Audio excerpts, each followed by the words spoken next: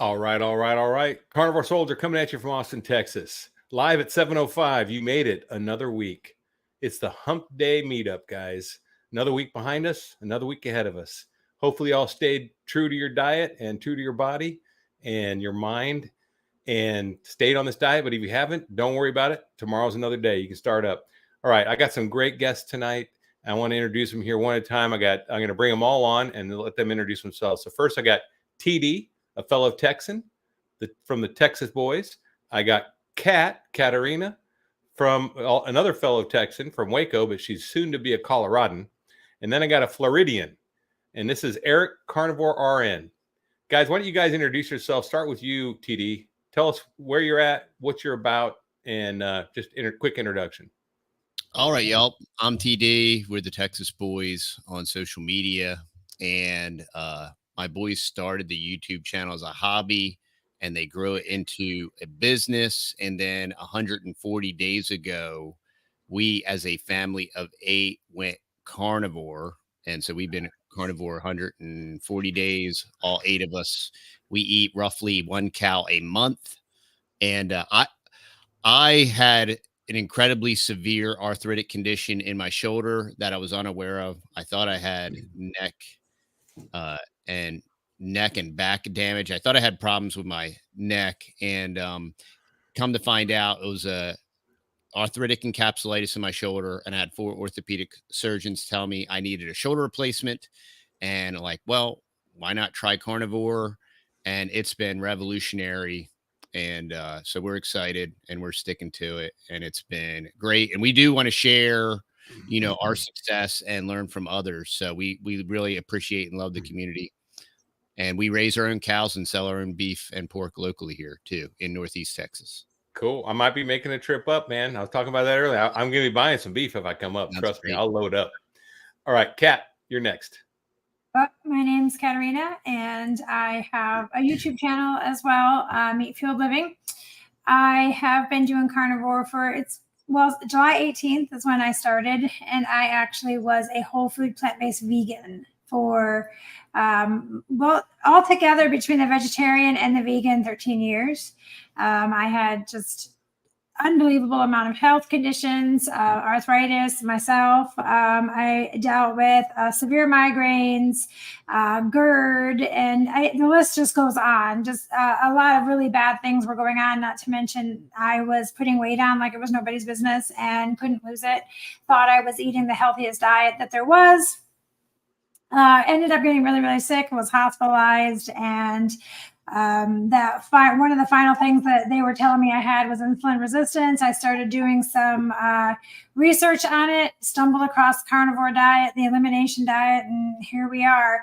I too am just because of the miraculous changes, and I'm not even talking the weight loss, just everything else that was happening on the carnivore diet. I decided that I wanted to put the word out to other people too. I know there's other people going through the same thing, probably in the same position that I was. And so that's kind of where my channel started, just a little accountability and trying to just get that word out. Cool. All right. Go ahead, Eric. Hey, I'm Eric, Carnivore RN. I'm a registered nurse, obviously, for about 22, 23 years. Before that, I was an LPN for 10 years, active duty, reserve time. Married, 3 children. I'm on day 187 of carnivore.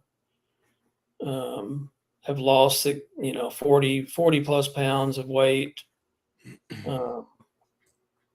Just energy out the, what.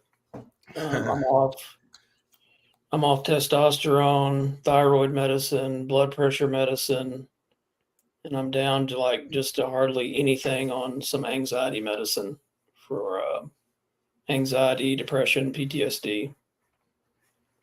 Nice. That's excellent. I've been on for 226 days, I think now, and I've lost 46 pounds and put on a lot of muscle and healed arthritis in my ankle. And I'm Larry. Of course, you probably know that.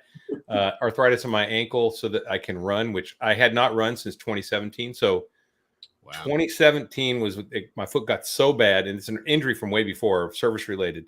but my foot got so bad that I could no longer run. So I did something in the military they call a profile, which means you can't run. So I had to walk, and psychologically that's bad, and physically it's bad. And then for the last 2 years, so since 2017, I have not run. I retired in 2019, not being able to run, and have not run since then. This month, I ran 4 miles. So it is literally amazing. Literally, not figuratively, literally. It is a blessing. It is a miracle. And it's just the way we're supposed to eat. And it's just so sad that all these powers are lined up against it to make us feel like we're idiots for doing this. But it's so obvious. And it doesn't take long to figure this out, right? It only took me a couple of weeks. I don't know about you guys. Within 2 weeks, I started seeing miraculous things changing. Allergies going away, headaches going away, just weight loss, dramatic, and not even working out. I don't have a gym membership. I don't know about you guys, but I don't work out really. I do knock out some push-ups and run and stuff, but that's about it. Yeah. It's pretty amazing. Same. I mean, I actually just joined a gym. I mean, I've been walking 3 or 4 miles a day for the same time. But yeah, I've done very little weightlifting, and just the amount of muscle I put on. Yeah. Just not like losing muscle, kind of like I was when I was doing a lot of the standard American diet, as well as drinking a lot of alcohol and, just vegging, smoking a lot of cigars, just doing nothing, It's definitely anabolic for sure. Go ahead. What's fascinating with me is I worked out a lot. Like I was super addicted to it, and I was hypoglycemic and had real severe allergies. So part of my treatment regimen was vigorous exercise, high intense training. But when I got super out of commission, one with my back and neck, but then with my shoulder, once they scoped it and they did a bicep tendinosis, they relocated my bicep head. It made it so that I couldn't exercise. Well, this shoulder shrank, all the muscle disappeared in the shoulder, and it literally looked like skeleton draped with skin. And it was, and as a man and as a super active 6 days a week, like I would vigorously exercise an hour a day, 6 days a week. And when you lose that capacity, and then like just your physical prowess like disappears, and just the muscles coming back. I still have limited range of motion in different things because of the bicep procedure. Right. But I can crank out sets of 40. That was like this. So 2 weeks in on Carnivore, I'd gotten a full shoulder scope. I had visited with the doctor several more times, and every doctor was like, "What do you want me to tell you? You need a shoulder replacement." That was their final retort for like, what can we do? I met with one of the country's leading edge stem cell therapists in Dallas, and we did stem cell treatment, which took away my pain. But I was still in this like ridiculous state of nothing. And 2 weeks into Carnivore, man, I was like, I felt superhuman, and I was joking around with the family. We were in the living room, and I'm like, man, I could do a push-up right now. And I mean, I couldn't do an incline like sissy push-up against a table. So I like dropped on the floor, like super strict, nose touched the floor, plank, and I cranked out like 15 push-ups. And wow. Everybody's like, what? And I'm like, what? Like, I'm really doing this. And that was 2 weeks in. And I mean, I think that's what's so powerful about the switch is anybody can do it for 2 weeks, man. And you'll have such ridiculous results that it's going to motivate you to stick with it and, keep pushing. So Kat was a vegan. So tell us, Kat, in the first month of veganism, did you ever have that experience? Right. Yeah. Great point. Of having amazing energy and be able to do push-ups and just muscle coming on? I don't know about the push-ups because I'll be honest, I ain't trying to do those. But yes, I I had a back injury. I fell off a hammock when I was in the Army, and I have very Right. bad back.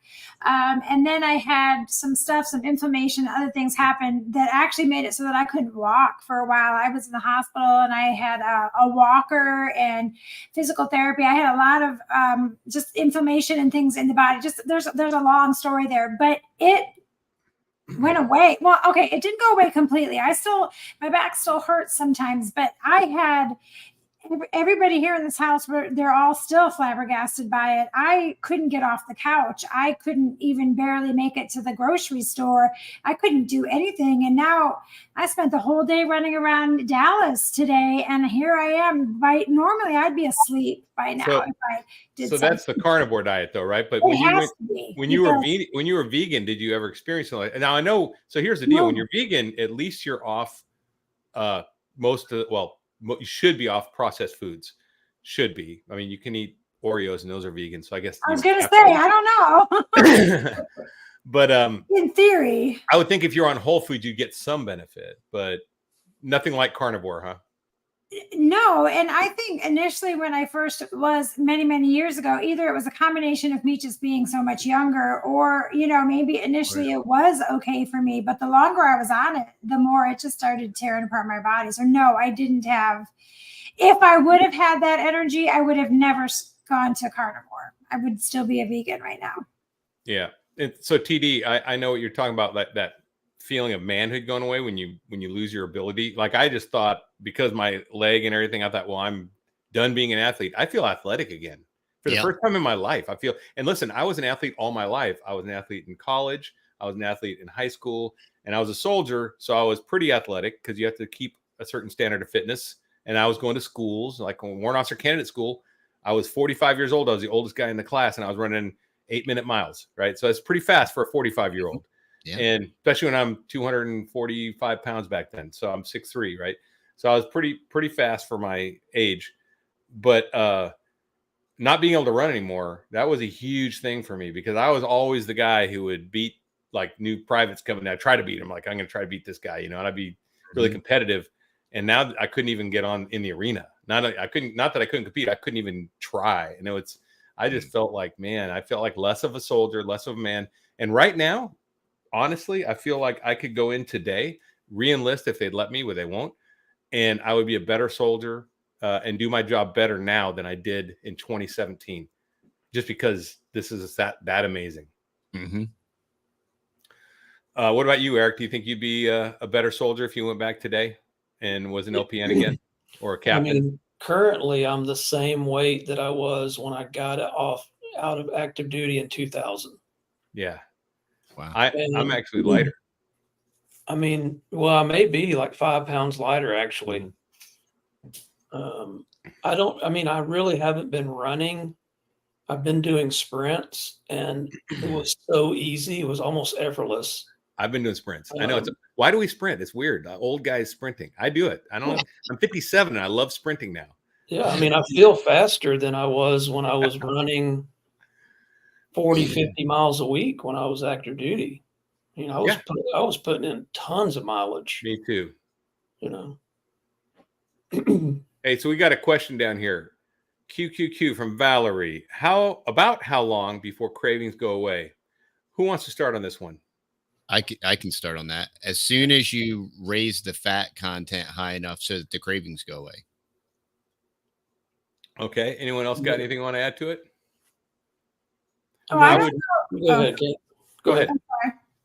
I don't know if I do eat a lot more fat, and I did have to kind of play with how much I ate compared to protein, but I don't know if it's because I became completely fat adapted or what, but after about 90 days, I struggled in the beginning though, quite a bit with sugar because I was a sugar addict. But after I hit my 90 days, I noticed that I don't crave anything. And even when I do eat something that has like sucralose or something in it, it doesn't even taste good to me anymore. And that's really surprising because sweets were my thing. But I don't know if it had to do with the fat. I just know that's when I started noticing it.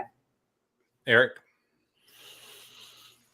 I mean, the cravings were like almost immediately, like Jay, JD said was like getting the fat up. And I mean, we're so trained to fear fat.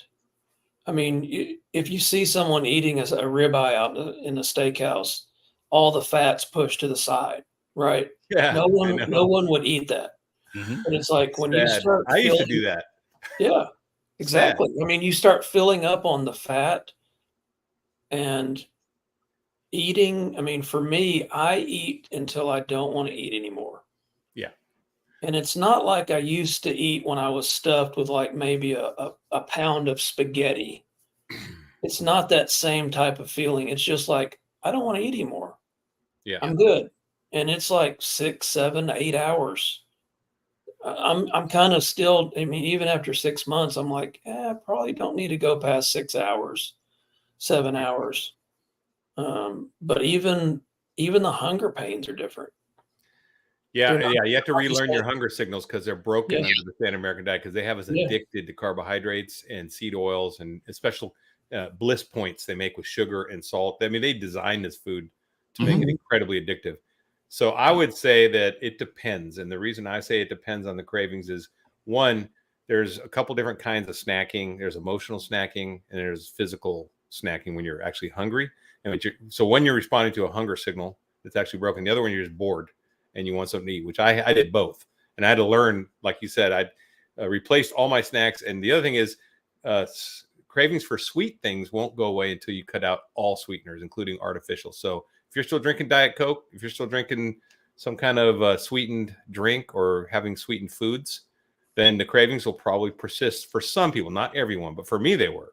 If I were to eat like a dang Quest bar right now, I would be craving at 6 p.m. I'd start walking around the kitchen looking for something to eat and it was something sweet is what I was craving for. But once I cut all that out in about 2 weeks, that went away completely without any sweeteners. So I would say that. Anything else want to add? Anything? I would say this: if you're hungry, eat. Like today, normally I don't eat during the day, and for whatever reason, I woke up. I had a ton of stuff to get done at the office, so I woke up 4:30, and I usually don't get up that early. And around noon, I'd never eat lunch, but I was like, "Wow, I'm hungry." So I just went and got a bunch of. I found a couple good ones, but Nick Sticks, and this one's called Chef, and it's real clean and they're real cheap at Drug Emporium. So, and I ate like 7 or 8 of them, but it's such a key. Like when you are hungry, immediately seek out meat and eat it because that's where you're going to kill yourself. Because if you're hungry and you're walking around and you get near any type of food, you're going, well, I'm hungry. I just need to get to. No, you're self-sabotaging. You definitely have to eat immediately. Yeah, have a plan. That's why I used to take what I call bag bacon around with me, where I'd fry up bacon, fry up a pound, I'd throw some in a Ziploc and put it in the Jeep when I was driving around, so I could just grab some and eat it. Or you can alternatively go into a gas station, get a meat stick. They're not great, but they're better than any other alternatives. Or you can stop at a fast food place if you don't live in Texas. The reason I say that is because in Texas, you don't need fast food places. We got brisket on every corner.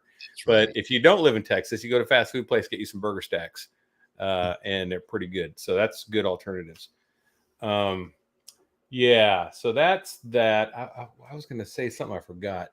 Oh, well. Eric, you got anything you want to add to that, or Kat? Okay. Okay. I carry around bacon too, though. Yeah. Just I mean, for me, it's prep. Yeah, you have to prepare. You have to have a plan. If you don't have a plan, you're going to fail. I mean, and listen, here's the deal. When you go out and do eat because you got hungry, you didn't have bacon with you, that's not the end of the world. You're not kicked out of the carnivore club, right? You're just, you fell down. And this is how you build resilience. Resilience can't be built by reading about it. You have to get knocked down and get back up. So that's your chance to start becoming a resilient person. Is you fell off the horse. Great. Now get back on that horse and ride like no one saw you fall off.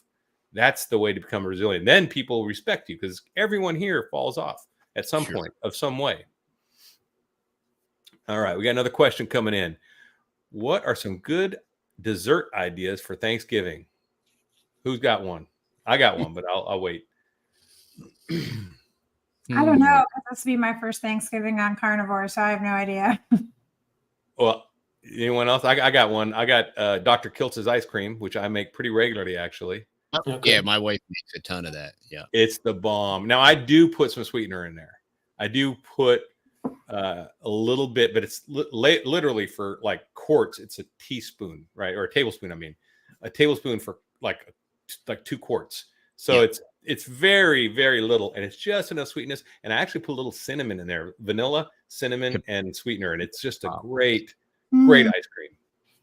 We use honey, but yeah, that's what we. Yeah, honey's probably great. I mean, I would do honey too. I have honey here, and just make sure it's real honey, because if a lot of people don't know, but if it doesn't say it's 100% pure honey, like a lot of them say, go to a website to see the ingredients because they couldn't print honey on the label. Okay, that's a problem, right?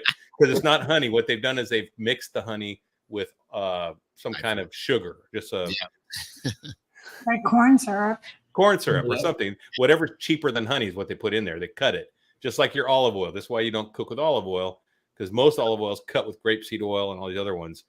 That, you know, if you don't have cold pressed, and it doesn't say 100% cold pressed extra virgin olive oil, then don't use it. That's all I gotta say, because you don't know what's in there. When Sean Baker was in Greece, he had, I'm pretty sure it was him, they had some kind of carnivore tiramisu. I definitely want to try that out because I'm a huge tiramisu fan. So there's also a carnivore cheesecake that you can make without the crust. There's some recipes online. I wanted to, so this year I'm hosting Thanksgiving, so I will be making Dr. Kiltz's ice cream in advance. I'm gonna make a bunch because it takes a while. I can make about 4 quarts a day, and I'm gonna stock up the freezer on that, and then hopefully we'll get some cheesecake out of the deal too. My sister's a good cook, and she's up in Dallas. So she'll be coming down, and my brother's out in Liberty Hill. At least I think they're coming down. I hope they are. So anyway, what about you, Eric? You got any ideas for desserts? I mean, Dr. Kiltz's ice cream sounds really good. I'd really need to do that because every now and then I'll think about ice cream. You know, kind of pass it off. You know, every now and maybe every couple of months I'll have like some chocolate, some like organic chocolate or something, just a couple of pieces of it.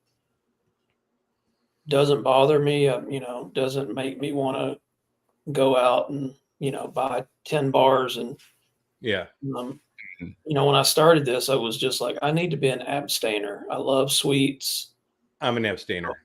Yeah. I just need to be off of it for a period of time and just see how far it can go. I mean, that's really just a day by day thing. Yep. But, you know, I always like we talked the other day, Larry, just about the cheese steak sauce that I make. Right. You know, and my dessert now is like shrimp. Yeah. When I throw in some shrimp during the week, I mean, that's kind of like my treat. Butter. That sounds I good. just put tallow. Oh yeah. Tallow on the Blackstone. It's fantastic. I'll just scoop tallow now, and because once you're carnivore, I mean, and I've always been the kind of guy where one thing I love about carnivore is the functionality of like, I get to eat and be done. I don't have to jack around. I don't have to eat 6 small meals. I don't have to do all the stupid stuff. All that time. Waste a bunch of time eating, right? And so I like cold brew.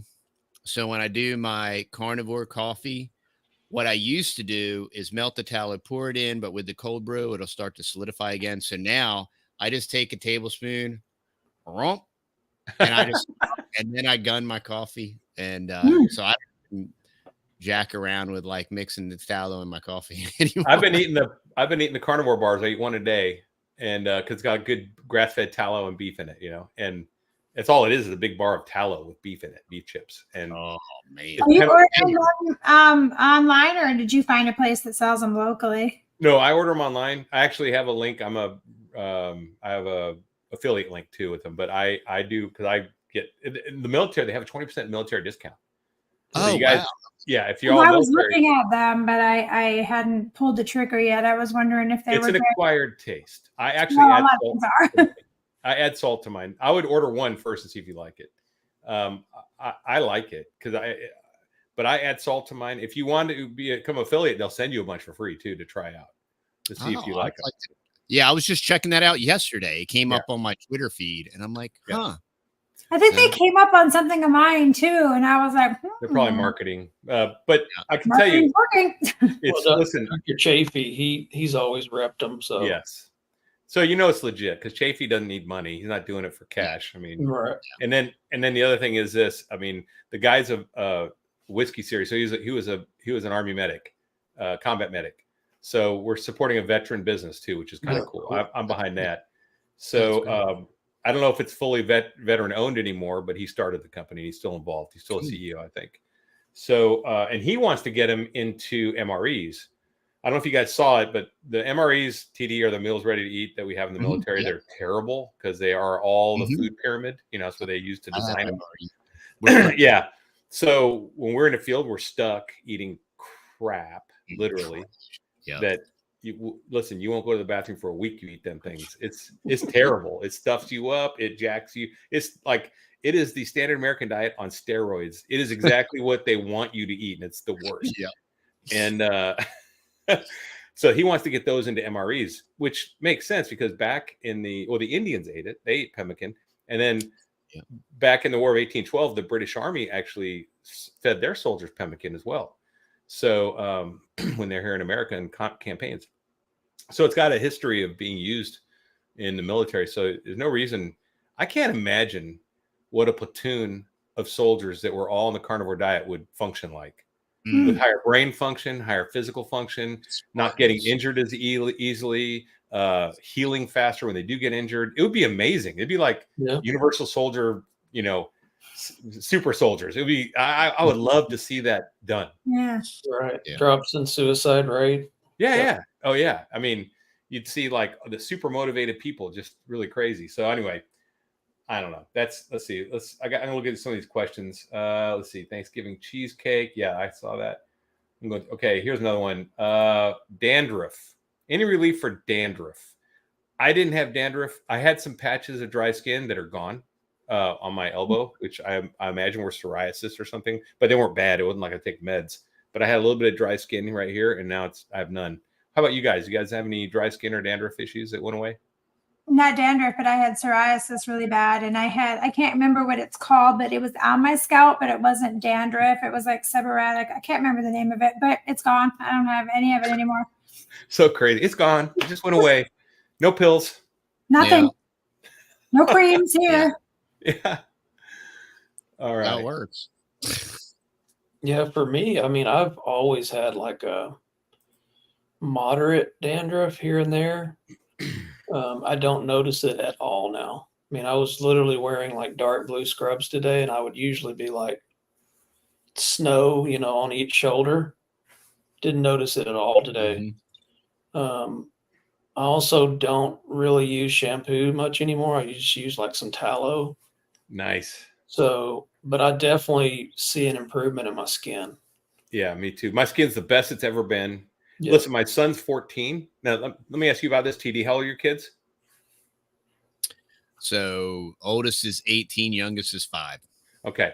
My son's 14. His acne completely cleared up. I don't know about your kids, but he has no acne on this diet.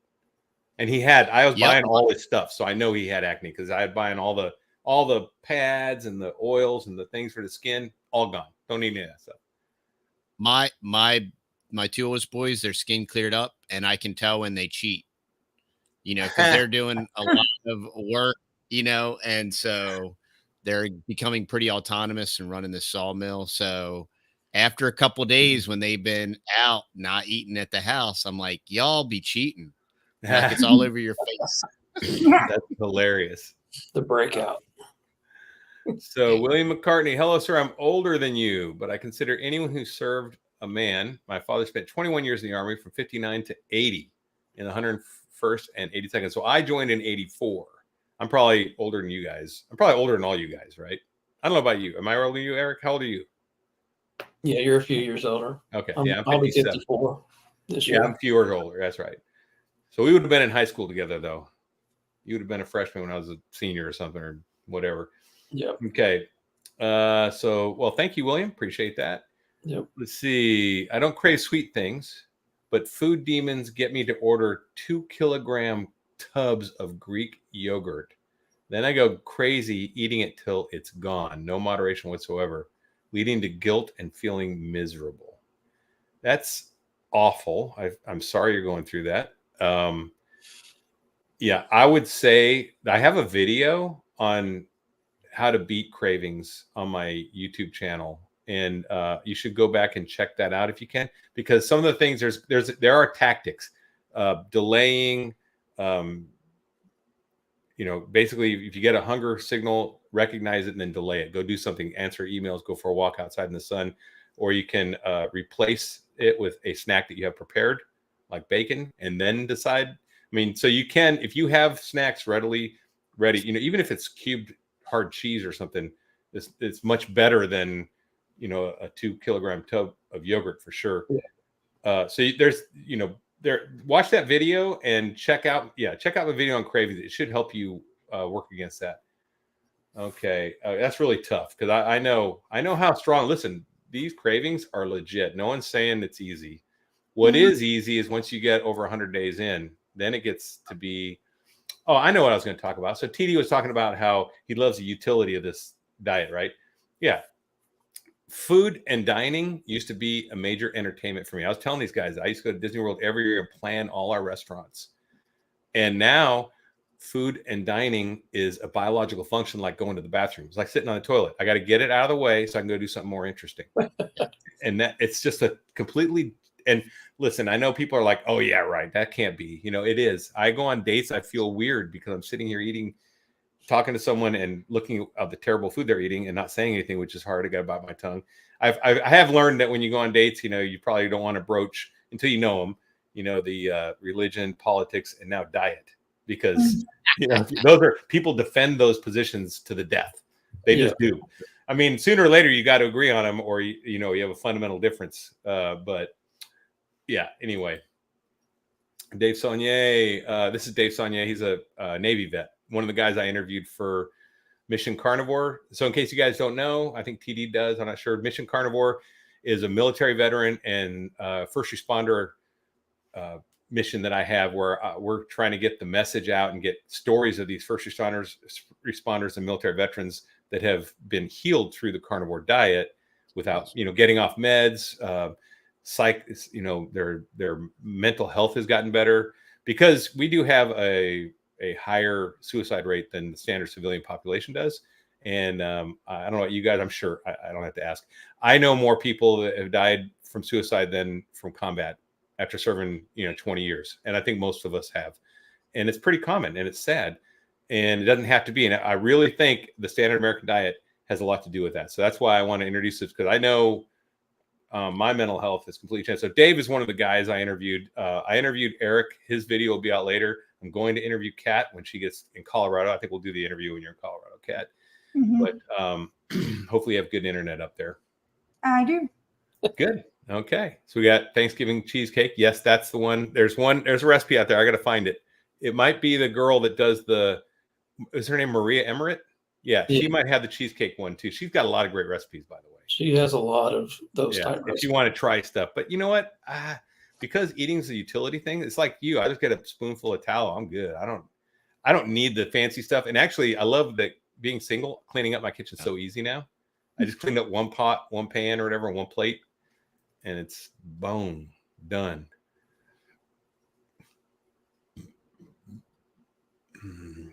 Okay.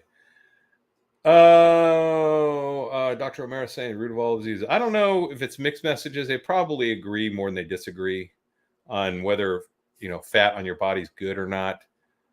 I think, if you go up to the Arctic Circle, the Inuit have fat on their body a lot more than the Maasai do, right?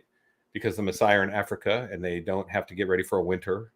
And so it just depends genetically. I think different people, different tribes, and we all come from different tribes, right? So I might come from a Nordic tribe. I'm a Viking. So, fish might be better for me than someone who's never been around the coast, where people come from, wherever, Central Asia or something.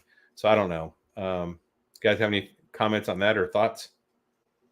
No, I mean, body fat is a function of your metabolism. And so it's relative in the sense of once you're in your natural state, it's going to be what it is, as long as you're eating properly. So it's relative, in my opinion. Yeah, I don't think I'll ever be a 6-pack ab guy, but I get slim and I look good for me, right? And I think there's also a difference between like visceral fat and subcutaneous fat. There's different types of fat, right? Yeah. So when you say fat is bad in the body, it just depends on what I think Dr. O'Mara, being an Army guy, Army doc, researcher, he's all about it. I mean, he lives that visceral fat, getting rid of it, sprinting. I mean, he's 60 years old. He's probably not quite as old as Dr. Kiltz, but neither one of them have a high body fat content. So exactly. But I do agree. I mean, we're going to have, just depends. I mean, if you want to get down that low, you got to sprint, ton, lift, likely cut back on your fat intake. And at this point, I think it's just defeating. I'm just on cruise control now. It's great. Yeah. Dessert ideas for those who cannot tolerate any dairy. So we're dairy free. We used to have our own A2 cow, but we're dairy free. We've been dairy free for a while, but we make the Dr. Kiltz ice cream with coconut cream. So just instead of using heavy cream, we use coconut cream, and shelf stable. You can buy it in a can, and it's awesome. I might try that. Dude, you got to send me that info. Is it just replacing the Yep. Okay. Yeah, and we put a ton of eggs in ours. Yeah, egg yolks. I double the eggs. I put double egg yolks in mine when I do mine. Yeah, we put a ton of eggs in ours, and then just so what's a ton of eggs? I do 6 egg yolks. 6 egg yolks to how much heavy cream? To a quart. To the. I'm still trying to tweak it. Oh no, a pint, right? It's 2 quarts to a pint. Okay. Yeah, 6 egg yolks to a pint. What I do? What do you do, TD? That's my wife makes it, but she'll just, she's always make it in batches because there's 8 of us, but she'll burn through dozens, like maybe 3 dozen eggs. But I don't know how many, she's doing all of it. So I don't know how many quarts she's making with 3 dozen eggs. We have our own chickens, and then we buy from all of our neighbors, but we might burn through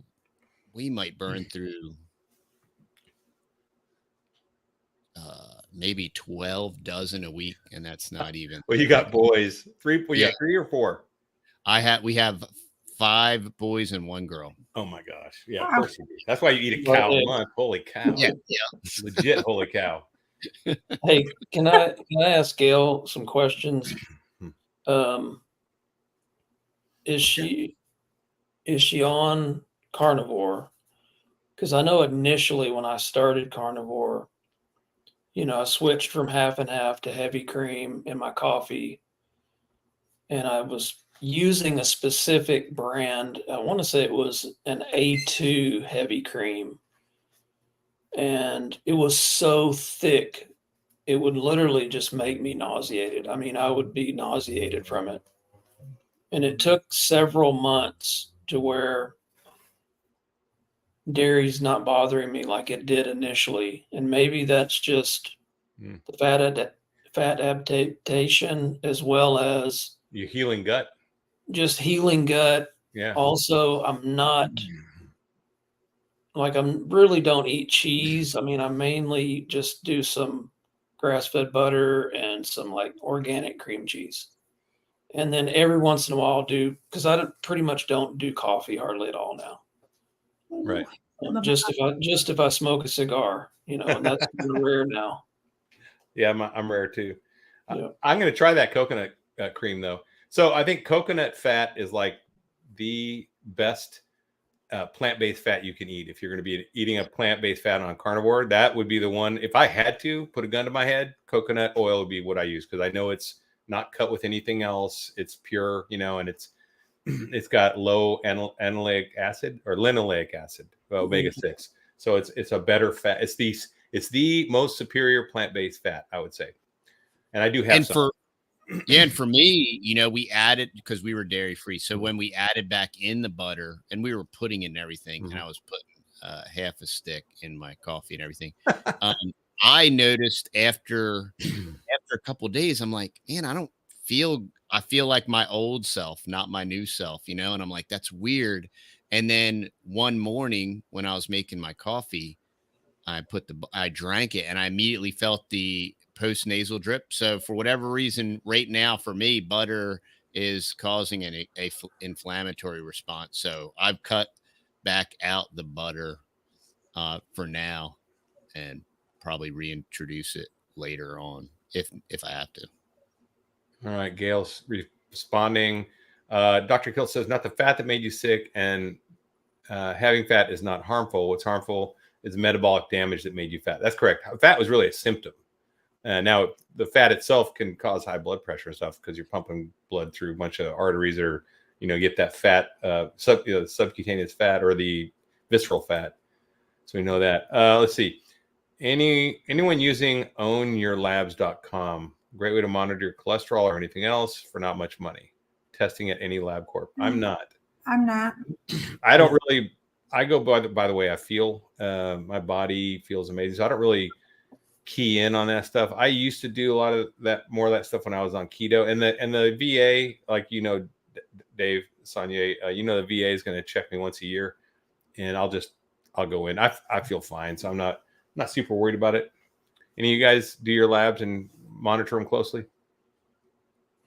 I mean, I've used privatemdlabs.com outside of the VA. Okay. But no, not with so much research data coming out, especially like long meta studies that are saying high cholesterol is so beneficial. I mean, I'm not concerned about cholesterol. Yeah, like I'm not said, either. I feel so much better. Did you watch, if you guys watched the Dr. Baker discussion with Dr. Diamond about it's called the LDL Masterclass, where he talked about there's no high cholesterol level that's dangerous. Yeah. And that was a great talk. I want to watch that again. Okay, so we got an idea. So this is supposed to be Jell-O with electrolyte powder. So that might be a good dessert. I agree. That's probably not bad. You get like whatever, because they're slightly sweetened and they have electrolytes in them. So that would probably be a good one. Let's see. Army marches on its stomach. Yes. Salty Jell-O. LOL. Not sure it would fly. You can make Jell-O that's sugar-free, though. I mean, you could. That's probably least harmful kind of stuff, right? And make your own whipped cream. So so here's what I did. I did some of that Maria Emirate bread once, the carnivore bread. Mm-hmm. And I didn't really love it, but I did make French toast out of it for my son, and I ate some too. And after you dip it in the egg and you fry it, and then I actually, instead of syrup, I made homemade whipped cream with a little bit of vanilla in it and just whipping cream, and put whipped cream on it, man, and a little bit of cinnamon. That was so good. It was legit. Oh, so this is what we do. This is a killer dessert. So we have a waffle iron, and we do you take 2 eggs and you whip them, and you just put, now the kids do this, so I don't do it, a little bit of baking. I always get baking soda and baking powder mixed up. I think Probably put baking powder, probably. Powder. Yeah. Powder. Put a little bit of baking That powder in makes there. it fluff up. And it comes out just like a waffle. And then so you got the waffle, and then you take the Dr. Kilt's ice cream, and put it on there, and it's out of control. And sometimes we put blueberries on there, and it's crazy. I mean, it is really good. And just like you could have like 10 blueberries on it, and when you cut out all the carbs, you're eating them, and you're like, that was what was incredible to me. It was like, wow. I ate some blueberries. They were frozen blueberries. And I'm like, why did you buy blueberries that were like coated in sugar? Like, and so I go to get this bag. I'm like, these blueberries, and I look at it as blueberries. I'm like, wow, that's kind of hilarious. They're genetically engineered to be sweet now, right? Your taste buds are like so, not addicted to the sugar that the tiniest bit is just like. Well, that's like I said, when you make the Dr. Kiltz's ice cream, you put 1 tablespoon of a sweetener, whether it's honey or artificial, into, that pint of ice cream, or whatever. Then it is pretty sweet, man. It is like just enough where you get that sweet. And then the other thing is, I did learn this from Minimalist Carnivore. If you don't know that guy, if you don't follow his channel, he's got a great channel. Check it out. Actually, everyone here has a great channel. So make sure you like and subscribe everyone's channels here, because these guys are putting out a lot of great content. So everyone's, we got the Texas boys, we got Eric Carnivore RN, we got Meat Fueled Living. It's a lot of great content put out, and we don't get paid really. I mean, even if you're basically monetized, you're not making money. I mean, we all have real careers. We make money outside of this. This is just a passion project for all of us here. And so definitely support us. And also, when you actually support us, you like a video, that video will be served up to someone else who may not be on the carnivore diet yet, and maybe it'll change their life. Like, if you know how this changed your life, then don't you want to kind of pay it forward? That's how you do it. You follow, you like, subscribe, and then when you subscribe, hit that bell notification, so when new videos get published, whenever a new video gets published, YouTube's going to try to find out what to do with it. So what they do is they give you 24 hours, and the first thing they do is they show it to all your subscribers. And if your subscribers don't open it, guess what? It's not getting sent out to strangers. So if you're a subscriber, definitely a new video comes out, click on it, play it through all the way with the volume up. And because they do detect if the volume's down, it doesn't count. So go ahead and just watch the video all the way through. Support these guys getting these messages out. And also, it's great motivation for you. Any thoughts on that, guys? I think the motivation is key. When you continue to repetitively hear success stories and hacks and tricks and just comedy with people that are struggling with the same stuff and live life and are doing all the things, it's just like, yeah, I need to stick with it. I need to, it's just so reinforcing, and then as the, it's definitely a movement. And I think I don't know if y'all know who Carrie Mann is at Homestead How, but yeah, he's compiling this documentary, and it is definitely a grassroots movement that's rather fascinating from that standpoint. Yeah. All right. Barb has a great story. Disabled for 6 years, couldn't stand very long after a couple weeks of carnivore, pain-free, and tooth that was supposed to be pulled no longer hurts. Year and a half now. It's amazing. Crazy. And lost 85 pounds. Whoa. I had the same thing. I had a tooth back here. They were like, "Oh, you need a root canal." A couple days later, it's fine. It's been fine ever since. And the VA called me, "Hey, we need to get you scheduled for that root canal." Wow. I'm like, my tooth's fine. Skin tag. Like right when I started. Skin tag's going away. I had one skin tag. It's gone. And so if you start getting skin tags, I'm telling you, and this, go watch any of the doctors. They'll tell you, Dr. Barry, Dr. Berg, whatever. They'll tell you that's a metabolic syndrome indicator. Okay, that's pre-diabetes, and actually metabolic syndrome kind of is diabetes, early diabetes, right? Really, what it should be called, even though they call it pre-diabetes. It's excess sugar in your system. I saw a video yesterday. It was awesome. It said like sugar in your eye is glaucoma, sugar in your blood is diabetes, sugar in your, they had all these things, and they were showing all these diseases that were just sugar, and sugars are a lot of it for sure. Oh, one thing I was going to say about the ice cream that I noticed, because I am a binger, so I will eat Dr. Kilch's ice cream. Like, I'll eat a lot of it. Now, I don't put weight on. I'm still the same weight, but I know it's not a good thing to sit there and eat a bunch of it. So Minimalist Carnivore, like I said, I was starting into this.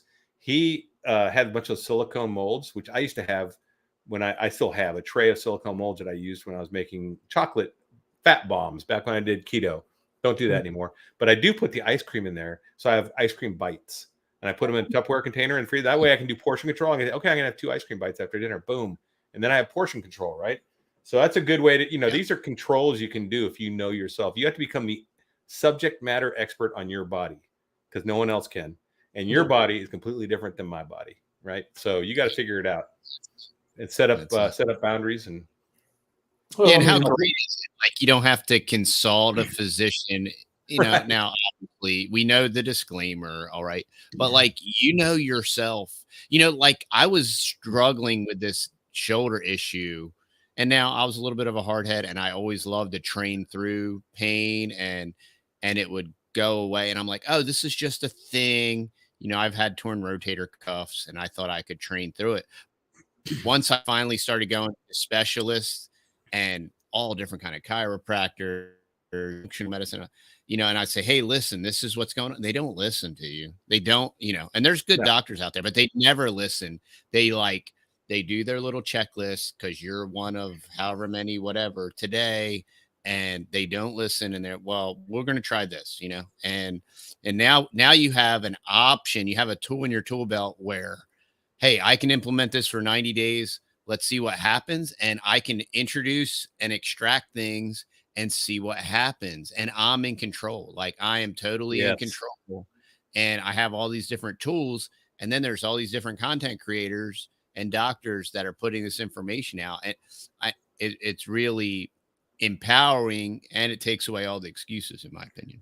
It's really empowering to not be addicted and to be a slave to your addictions, which I was complete. And what's really interesting too? Every addiction, and I would say aside from pornography and gambling, is plant-based. Everyone, opium, alcohol, tobacco, marijuana, it's all plant-based addictions. And Dr. Kiltz would point out that because our mental dysfunction being on a plant-based diet, that he believes that the impulsiveness, because it's true, a low cholesterol diet does lead to impulsive action, violent action, that is leading to the other two, the gambling and the pornography as well, which I agree. It is all a sickness, is all symptomatic. Very interesting. So think about it. Do you want plants in your life if they're causing all these addictions? Sugar, all these addictions. You can't think of an addiction now that doesn't have a plant root. Pretty crazy. Oreos and heroin are made from a plant. So. Exactly. Okay. Let's see. All species are diet specific. Yeah. And there's no example on Earth where two members of the same species have different optimum diets. There's no wolf species in one place and another place that has a different optimum diet, right? Where they don't eat meat or whatever. It just doesn't. So to people to say, I like when people say, well, if that's working for you, that's good. It's like, dude, it works for Homo sapiens. So if you're a Cro-Mag or something, maybe not, or whatever, if you're whatever you are, but if you're a Homo sapien, this is going to work for you. And, you do have to push through the hardship in the beginning because it's tough. Sure. It's not easy. Watch my beginner series. I talk about it. It sucks for only a few weeks though. That's all it is. If you can push through a couple weeks, you can make it. Yeah. Let's see. Another one. Carnivore snacks. Go snacks. Anyone have some great carnivore go snacks? Beef jerky, bacon. 100%. Ones that you make at home. But I found those little Archer beef sticks are pretty okay. I do those. Somebody put in here chomps, and I actually was at Costco today, and I ran across them and looked at them, and I did buy them. They look, because we're getting ready to drive 16 hours. They're pretty good. I eat them.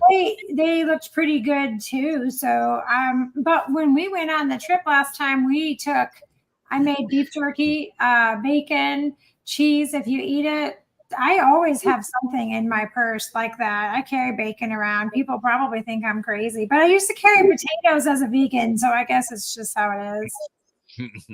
Yeah. I eat the Archers, and the Archers are Costco too, by the way. So I buy a bag of Archers and a bag of those other. Well, you can get them at Sam's. I've never seen chomps at Sam's because Sam's is closer to me, but I drove up to Dallas today and I've never seen chomps there, but I have seen Archers. Okay. But Costco had both of them. Yeah, Costco has both. So I get them for my son and for me. Put him in his lunch. He eats a carnivore lunch at school, which people are like, well, how do you do that? It's pretty easy. You just fry up some burgers or meatballs or hot dogs and cut them up in pieces and throw in his thing, and he heats it up in the microwave and eats it. It's not like some crazy thing, And he has some cheese, and then I get him some cheese whiffs. The cheese whiffs are 100% Parmesan cheese or crackers made out of that. There's nothing else in them. And it's like, and give him water, and that's what you do. And he's totally fine with that. Snacks. So, and then have a plan, right? And if you have to stop into a gas station, you can get a beef stick. It's not the end of the world. It's not perfect, but I've done it. Alternatives, yeah. It's better. Or like I said, so that's the thing. Have a plan. Get some. And here's the deal: if you're going to, the holidays are coming up, right? So if you're going out to a holiday party or something, eat burger patties before you leave the home. Yeah. Eat to satiety before you step out the door. When you step out the door, you won't even be tempted when you get there. You just drink some water. Yeah. Yeah. All right. Let's see. What animal does coconut come from? It does not. Like I said, it is the only plant-based fat that I would consider remotely eating. And it's not a primary fat. I would never just go to coconut, right? But it is a good alternative if you can't have dairy fat and you want to make a dessert. And it's not, I mean, if you watch Dr. Kenobi's video where he talks about seed oils and he talks about different tribes of people, there's actually a South Pacific island where these islanders live and all they eat is coconuts and fish. And they get, I think, 70% of their calories from coconut meat. And they don't have any diabetes. And it is a whole food. It's a really good video. And definitely check that out. It's about the danger of seed oils and modern civilization, diseases of civilization. So definitely check that out. Let's see. So I'm not advocating everyone go out and get coconut oil and make ice cream with it. If you can do it with whipping cream, heavy cream, then do it with heavy cream. Okay. If you are lactose intolerant or can't, whatever, some reason can't, dairy intolerant, then go get the coconut oil and try that. It's a good, and this is not something you should do every week either. This is like Thanksgiving, okay, or Christmas or whatever. So you just said coconut oil. Is it coconut cream, coconut milk, cream, or coconut oil? It's coconut milk, right? Yeah, you can buy coconut cream. Okay. So you can buy coconut milk, and then you can buy like low fat coconut cream, or you can just. How would I do that? And coconut cream. I mean, you open it up, and it's like the can's almost solid. It's so like coconut cream. Coconut cream. Okay, because I do. Yeah, it's interesting. Yeah. All right.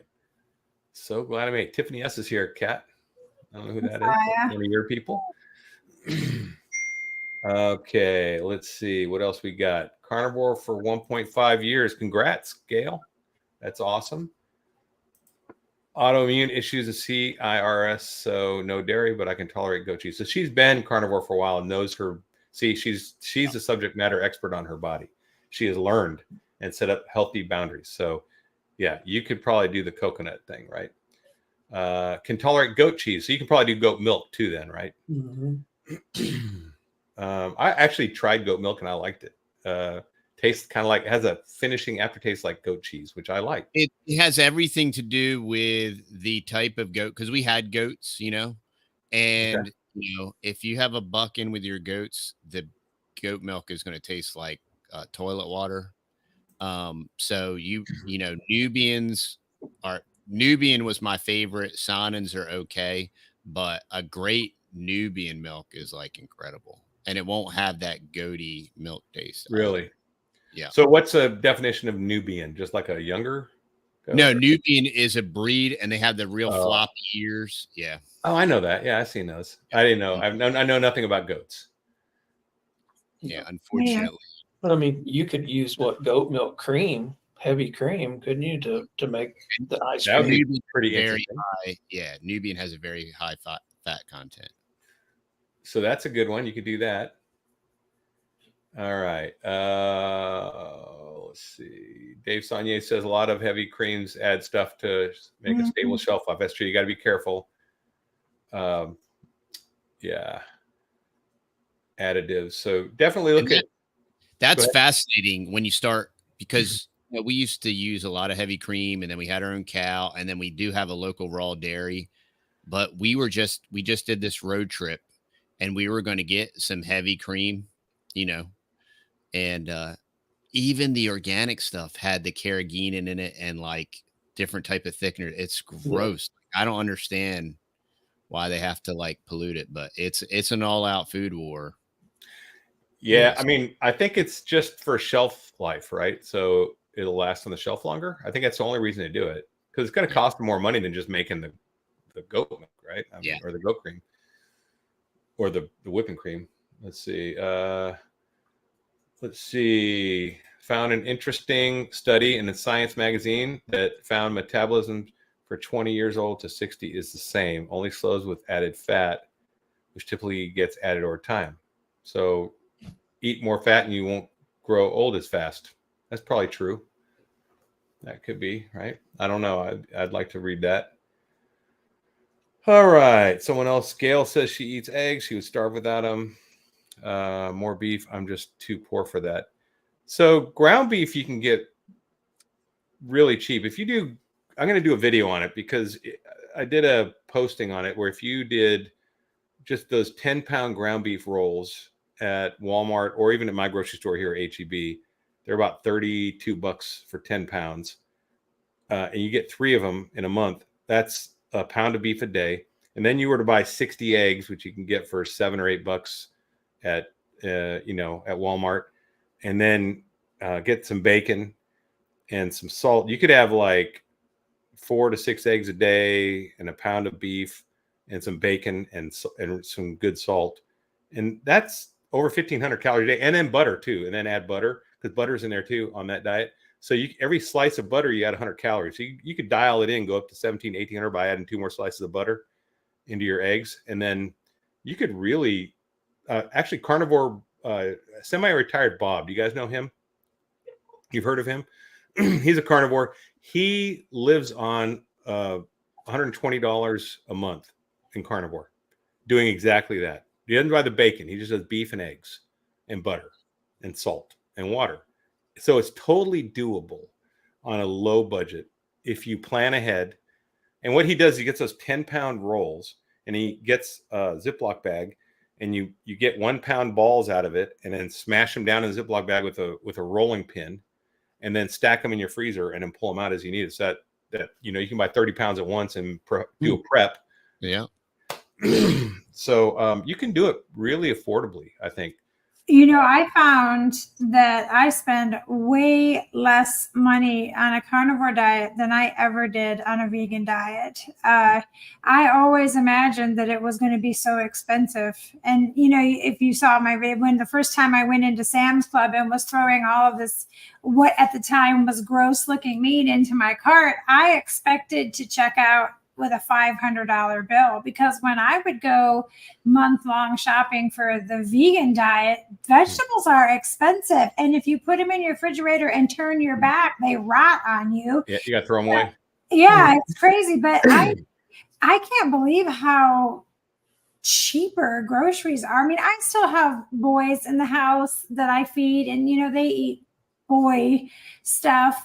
But for me, it's cheaper than it ever was. I'm saving a ton of money doing this. Being a single guy, I'm saving huge amounts of money and time.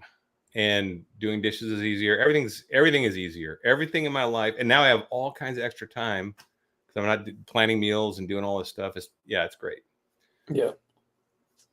Navy carries our chow till it runs out. Then guess what? MRE. Yeah, that's true. I started my career in the Navy on submarines, and we were on a mission. We ran out of food because I can't tell you about the mission, but it was amazing. We were on station way longer than we were supposed to be. We outlasted our food, and we broke out MREs. We were actually eating like hot butter rice sandwiches towards the end of the mission, and you started losing weight because no one wanted to eat. They were like, "I don't want to eat. I can't." We get butter and rice and bread and sugar, and that's what we would eat because that's all we had left in our stores. It was pretty bad. So I've been there, man. Patrick, I guess you're a Navy vet. Thank you for service. I've been there. Okay, Pat Ramirez, Lisa Wilderman made a video yesterday. Some really good recipes for drinks and jellos and ice cream made with cottage cheese. Oh, one thing I want to try out is making an eggnog, because I think we could do that on Carnivore. I think we could make an eggnog. I'd like to try that. Well, if you come up with a recipe, send it this way. I will. I love eggnog. That was my favorite part of the holidays. One of them anyway. Let's see. All right. Let's see if there's any more questions here real quick. If not, we'll jump into let's go ahead and jump into my banners. All right, let's talk about supplements, guys. Now, I love what Dr. Chafee says. He says if you have to take supplements in your diet, you're not eating a proper diet, not a species appropriate diet, because there's no species in the world that eats a diet and takes supplements except for us. And because they don't need it, because their diet covers everything they need. So I right now don't take any supplements other than a little bit of iodine occasionally. and magnesium if I get a cramp, but I haven't had magnesium in six weeks or so. So, and then salt on my food, and I drink mineral water. That's all I do. What about you guys?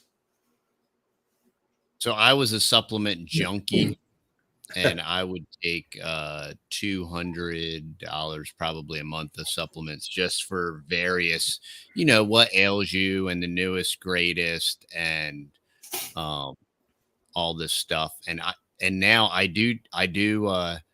read Brownstein's book on iodine, so I do supplement with iodine. I think iodine's really important.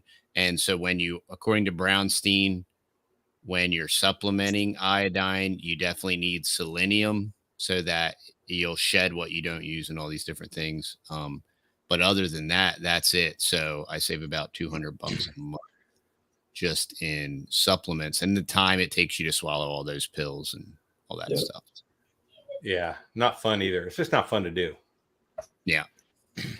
What about you guys? Anything else, Kat or Eric? Supplements? Well, I take, I was doing iodine for a while, but I'll be honest, I keep forgetting to put it in my coffee lately. And I was taking the beef liver supplements simply because I can't eat liver. I don't know why. If I smell it, it's all over for me. Yeah. But again, I think it got packed in a box somewhere, so I haven't even taken that in a while either. But I've yet to been able to figure out, and I don't even know. I did find a seasoning. I can't remember the name of it that has actually got organs in the seasoning. Does anybody know what I'm talking about? I can't Sounds think terrible.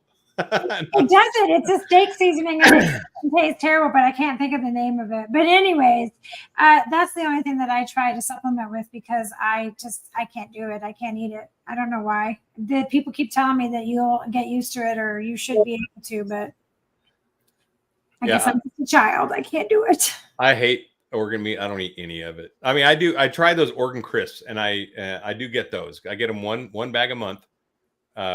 I eat them as a supplement. They're not bad. They're like a beef jerky kind of, but they're made out of liver, but bison liver, so it doesn't taste as bad. You don't get that terrible smell like it though. No. It really doesn't. I just told them I need some more salt, but I mean, it's not bad. I mean, my son ate it. My brother, we tried it out. I thought it was fine. So I'm ordering it again. So it's not terrible. I cannot handle liver though. Like I tried the carnivore crisp liver and it smelled This is not carnivore crisp. I got a link on my webpage. I forget what it's the something provisioners. Anyway, I think of it, but it's on my website. So I get that and I get one a month and I just eat the bag. And that's, I'm getting some good stuff. And then here's the deal though. If you eat egg yolks, you're basically getting organs. You're getting everything that's in an organ meat that you need.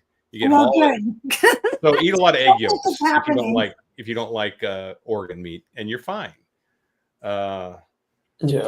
What about you, Eric? Any? Well, I was gonna kind of piggyback on what you said about Dr. Chafee. I was on a live with him one night, and my vitamin D levels always been like, as long as I can remember, been low. Been on carnivore a couple months, still low. So I asked him, and he's like, "Well, supplement with something. Get out in the sun." And since I've moved to Florida, I'm definitely going to the beach pretty much every day and taking the shirt off and getting the sun. I've supplemented a little bit with it, so I'm kind of curious to see what it's going to be if it's improved. Iodine, definitely 5% Lugol's. Been doing that for a while. I do iodine. I do the Lugol's. I do the 2%. I put 2 drops in. I don't do it every day. I do it a couple days a week. And then if I feel something going on, like a scratchy throat, or my son comes home and he's got a runny nose, I'll add some extra vitamin D. So I do have some vitamin D around. But that's it. I mean, I'm just preventative, really. I mean, and I haven't gotten sick since I've been on this for 200 days. So it's doing pretty good so far. So we got a question for Kat. Go ahead and answer it, Kat, and then I'll chime in if you guys will chime in if you want to. So I don't do anything. I don't do any macros, nothing at all. I eat fat and protein until I am comfortably full, and I don't track anything. So if I should be, I'm not. I'm feeling amazing. I have no issues, and I'm sorry you hear the cat scratching trying to get in. I don't try to get anything. I think it just happens. I just always make sure I got a lot of fat and a lot of protein. I eat until I'm full. I didn't even know I was supposed to be doing 100 grams a day as a woman. I don't subscribe to any of the. I don't follow macros or anything at all. Nothing. I'm anti-macro. Working. I mean, I've lost 35 pounds, more than that actually now. Not that was something I was trying to do, but the arthritis, and I am so sorry. All of You the let your cat in? because if I let him in, he wants right back out. Oh, okay. All of these health conditions that I was dealing with, whatever I'm doing is right. So they all seem to be going away. Yeah, you need to learn your body and listen to it and not worry about numbers, because those numbers, is that for a 5'10" woman or a 5'1" woman? And so here's the deal. That's like some general number of they're trying to throw out there. Your body is your body. Listen to it. You got to learn your signals, though. That's what this first 90 days is learning your signals. It's gonna ebb and flow based on what your body needs to heal. Yeah. Are you lifting weights? Are what you your running body needs to feel distance? comfortable shedding the fat and building the muscle and healing your hormones and all these things. And so there may be times where you go up on your protein and your fat. Like now, I mean, I'll get 2 meals a day and there's no telling what I'm probably 250 grams of protein or more. I mean, it's a lot. And when I first started, sorry. I tried putting stuff in like the MyFitnessPal, and that thing was constantly yelling at me, telling me I went over this or I didn't eat enough calories. And I mean, it was giving me lip all the time. So I just stopped. I mean, I very quickly stopped tracking anything. Yeah, I don't track anything either, including blood work. So this is what blood test should I get to find out what I'm lacking? Been carnivore a few months. I mean, you can get blood panels if you think. Here's the deal: do you think something's wrong? Because how do you feel? Are you feeling great? Are you sleeping great? Are you continuing to lose weight? If you feel fine, you probably don't need to worry about that. If you were eating the standard American diet, did you go out and get blood tests to see what you were missing on a regular basis? Exactly. If you didn't, then why would you do it on this diet? This is actually the proper diet, so it's going to be better than it was when you're eating pizza and ice cream. I can tell you that. So. And I'm not a doctor, so maybe our nurse here could tell me if I'm correct here or not. But when you first start doing this, anyways, and as you start losing weight and things like that, doesn't it actually put more cholesterol into your blood or something? I don't know. I could be barking up a tree here that I don't know what I'm talking about, but I had just believed that if I went and got everything tested in the beginning, anyways, it would be all skewed all over the place anyhow. So I don't even worry about lab tests. Maybe I should. Well, yeah, I mean, especially when you go to see a doctor and they see it and it's probably likely gone up, then they're like, here, take this statin. Yeah. Or here, use this or use that or get on Ozempic or, it's like, well, that's just a nightmare. You can go out to like what the watcher was saying earlier. There's different sites you can go on, like privatemdlabs.com. You go on them, select the labs you want, you go get them drawn, and then they send you the results. And then you get on here with, a physician or whoever and discuss your labs. Yeah. If there's something concerning, if it's out of range or, that's how you kind of alleviate that anxiety that could be driving something to get these labs done. So, I mean, we're just so conditioned that this is a bad way to eat that I think people are like hypersensitive. But when you're eating McDonald's and pizza and no one worried about it, right? And you were probably destroying your body. I guarantee you were. So if you're not feeling bad, I mean, I'm not a doctor, but I'm just saying, learn to listen to your body. If you think there's something wrong, definitely get the labs and get it checked out. Go to your doctor or do something like that. But I don't know. I don't. And also labs make mistakes all the time. So they do. So don't ever, you're only as good as your last lab. So, get a couple labs done if you're going to get them done. just like get a second opinion, right? Same thing. Patrick Smith says, hello, TD. It's a buddy of yours there. Patrick. What's that? I said, hey, Patrick. Oh, okay. Hey, Patrick. Pat Ramirez, 6 years carnivore, lost 120 and eats goat cheese. Way to go, man. Heck yeah. Lost 120 pounds. That's pretty awesome. Drop in strength and energy. Okay. So I think that, I don't know if you're, for one thing, I don't know what carnivore you're doing, right? Because different carnivore means a lot of different things to different people, right? Mm-hmm. So I would definitely try to, usually if I was losing energy, I noticed I would up my fat and it would help. Also, I would say that, I would not do fasting with your carnivore. So a lot of people want to introduce fasting right away when they do carnivore, do an 18-6 or 16-8 and then do an alternate day or whatever they want to do. And then add it to, carnivore plus. And the thing is, your body does not need help when it's on carnivore. What it needs to do is heal. And you got to listen to your body, and yet, don't start fasting until you learn your signals. So I would say typically when someone comes in, don't fast for the first 90 days. Just see what happens when you just go strict carnivore and listen to your body. Eat when hungry, eat till satiated, eat meat, eat cheese as a condiment, not as a main meal. Eat salt and drink water. And if you do that for 90 days, then you can look at dialing yourself in with fasting. That's my opinion. I'm not a doctor. It's just my opinion, my experience. What do you guys think? Well, I think you naturally just intuitively fast because I do now.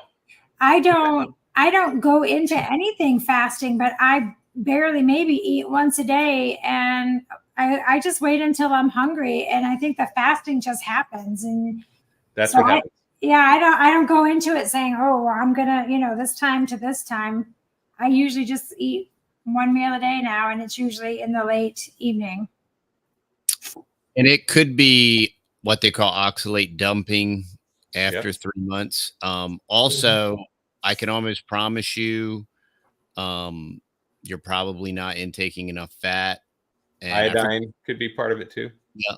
And electrolytes. Electrolytes will do that too. Yep, electrolytes.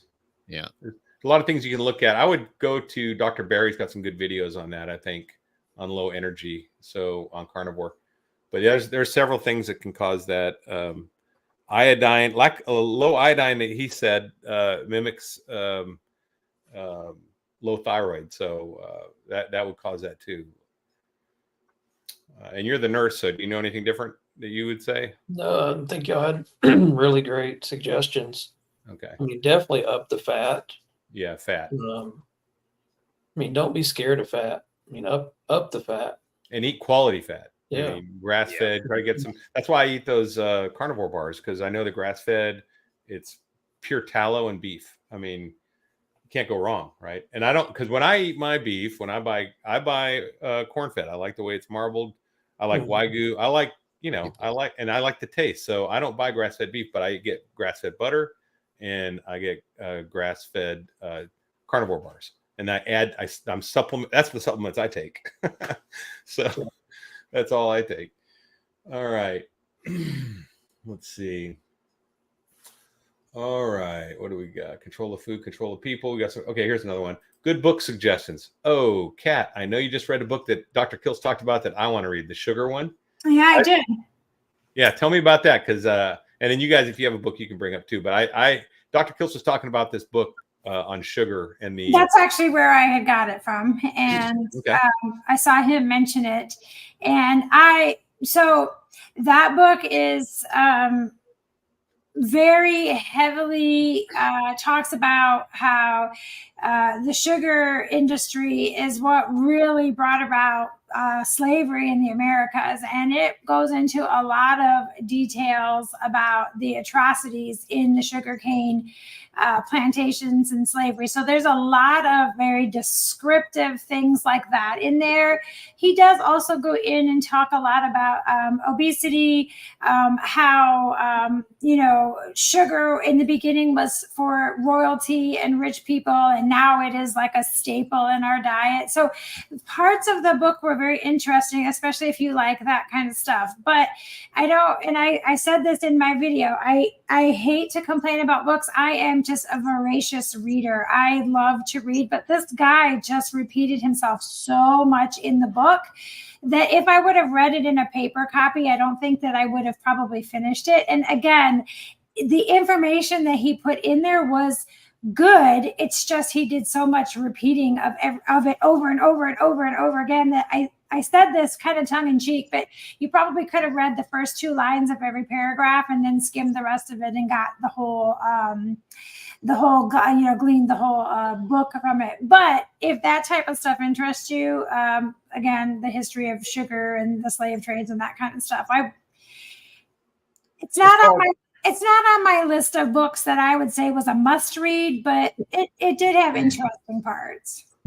It's called Sugar from Slavery to Obesity or something, right? Sugar, the World Corrupted, Slavery to Obesity. Yeah, it's a long title.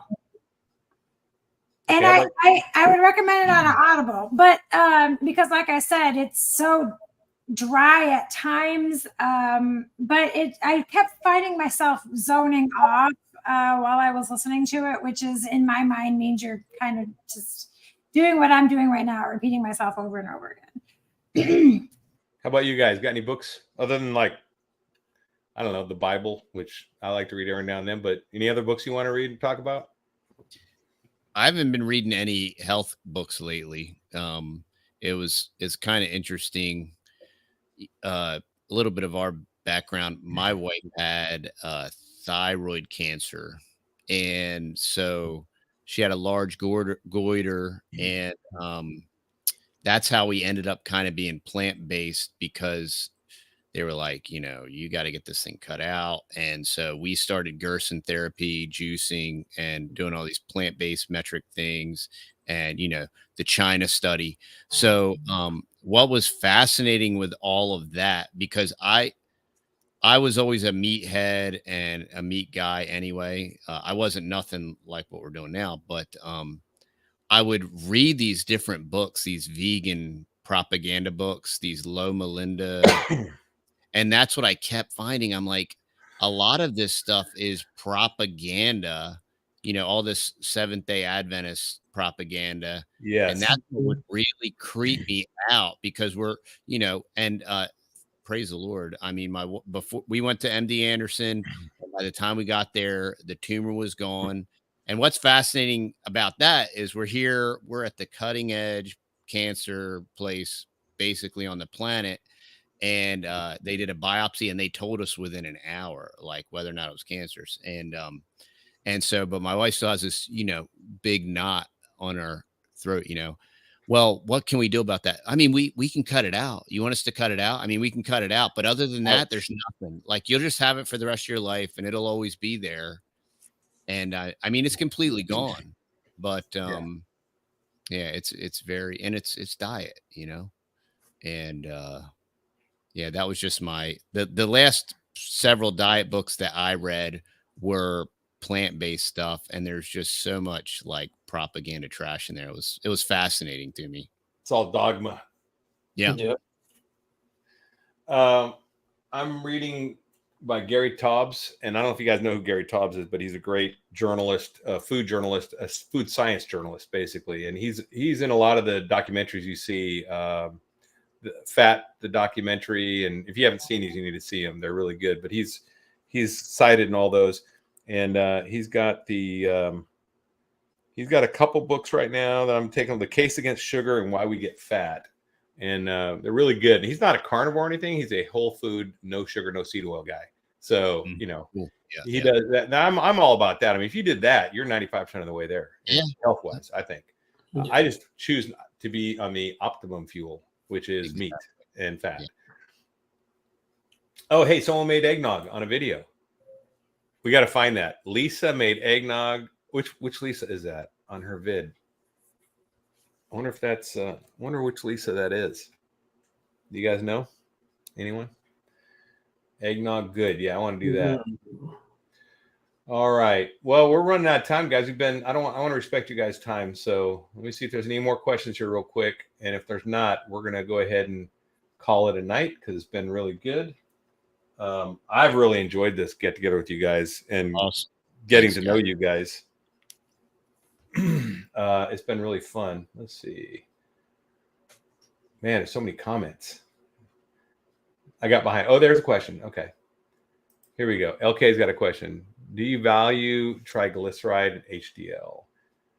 Go ahead. Who wants to take this one first? I've got my opinion on that, but I don't even look at them anymore because when I was a vegan, my triglycerides were over 800, and I haven't had any tests. Well, no, I take that back. Right when I had started on Carnivore a couple weeks in, they did some regular tests for me, and my cholesterol and stuff was high, but not as high as it was. But I don't test any of that stuff at all. yeah, I mean, triglycerides should go down typically. Mine did. Yeah, they should. And that's healthy. That's the one you really want. And then HDL, it's not necessarily the levels. It's, from what I understand, it's the fluffiness of the HDL particles that matter, and the fluffy ones are healthy. I don't know. Maybe do you know more about this, Eric, than I do? Maybe you could elucidate. I really. I mean, this is just what I've heard from other doctors who share this information. They talk about it, and I think Dave Saunier, who's on this, he had his blood checked. And listen, you also can't just do one test and say that's what you got, because if you do it in the morning and the afternoon the same day, you're gonna have different readings. Yeah. So and if you ate last night, there's carryover too. So there's a lot of things that well, you definitely need to wait do a 12-hour fast and don't exercise for 24 hours before. There's a lot of things. So there's so many things that can change. Try to get the advanced panel as well. So it kind of gives you that the buoyancy of those cells and the transport buses and all this. A lot of times physicians do not want to do advanced panels. Yeah. I think maybe that a lot of them don't understand them, or they're not into that part of they're not expert there. So why go into there and try to be one, right? I don't blame them. But I don't know I think if I was a doctor, I'd probably want to become kind of more of an expert. If my customer came and asked me for something, I'd want to learn about it a little bit and try to, it's not that hard because regular people are doing it too. They're figuring this stuff out. You don't have to be an MD to figure out that stuff. The way that I always, and from reading it, and I'm not smart. I mean, I'm street smart, but I'm not intelligent or anything. But the way that I always understood cholesterol, as far as the way that mainstream interprets it, right? They said that HDL is good because it's the cholesterol coming out of the cell. Yeah. LDL is bad because it's the cholesterol coming into the cell. When all it is it's a circulatory system. Yeah. Both have to occur. Neither one is good. Neither one is bad. And just demonize it and sell, big pharma, I guess. Well, and it's LDL, and if you large and fluffy, he's right. HDL will go up, which is the healthy. There's no such thing as healthy or unhealthy cholesterol, actually, right? So, and we know that a low cholesterol level, like I said, if you look up in the National Institutes of Health, they have reports and studies from back in the 90s showing that low cholesterol levels are found in people who violently take their life or do violent actions and die. They're related directly to mental health issues like bipolar disease and lots of other stuff. So, I mean, we know that, this whole thing of lowering your blood cholesterol through diet is probably not a good idea. And I think that's why our whole society, I can't imagine what our whole country would be like if they were carnivore. Think about an army company. What if the whole country woke up and went carnivore for a month? It would be probably amazing, the attitude change of people in traffic, in lines, just at work, the motivation. People. What's that? Think about the size of the grocery store. Yeah. How they would a lot less impressionable people, a lot less people. Yeah, people are more. Yeah, exactly. People start thinking for themselves. Okay, so yeah, LDL is much less of a concern. Let's see. All right, here's one. Has a carnivore life helped you in what you would consider spiritual or supernatural way at all? I would say, yeah, because it basically changes your outlook on everything. It's a lens that you see the world through, changes in a positive way. And for me, I'm a Christian, so I believe in God, and I'm a follower of Christ. So yeah, I think it does. It makes me, when I'm not in pain all the time and I'm a very positive person, it helps connect with the Creator. That's what I would say. Yep. So yes, Yeah, I agree. 100%. Yeah, I would second that. When the brain fog goes away and you have more energy, I mean, you can spend more time in the scripture. You can spend more time praying. You're not always nodding off and falling asleep and then waking back up. So it just makes you better and at a higher function of doing the things, and you have more time to do it. So yeah, I would say it definitely. I mean, Most people don't do well because they don't feel well. So just a gratefulness to get up without pain and without just debilitating anxiety, just so many positive things that can only be accounted for by the Lord. That's it. Yeah, I agree. And it's so funny that, and whether you're a Christian or a believer of a monotheist or whatever, or you're an evolutionist, it doesn't really matter. You can recognize that man-made food is at best a cheap imitation, and at worst an abomination that poisons you, compared to natural or God-made food, which is just designed right. I mean, we went to the grocery store. Went to the grocery store tonight with my middle son, and he pretty much still eats a standard American diet, but he sees the improvements that have come my way and my wife's way. And so he's like, "Oh, let's get these Kraft American cheese slices." And I said, "Well, go read the ingredient list." Wow. And he's like, "Well, I wouldn't want to buy it then." And I'm like, "That's why you shouldn't buy it." So sad. Yeah, he doesn't want to know. It's like, give me ignorance. Yeah. Ignorance is bliss. It's like the Matrix when that guy eats a steak and he's like, "This tastes like steak." Ignorant. I know it's not, but it tastes like steak. Exactly. Yeah. Definitely been red pilled, right? Yeah. Okay, guys, I'm going to call it. It's been a great night. I'm going to drop you guys in the back room, and I'm going to sign off. But if you stick around for me, we'll talk before you head out. Okay. Cool. Let me drop you guys out. Okay. All right, guys. That was an awesome talk. We shared so many great ideas. These are fantastic people.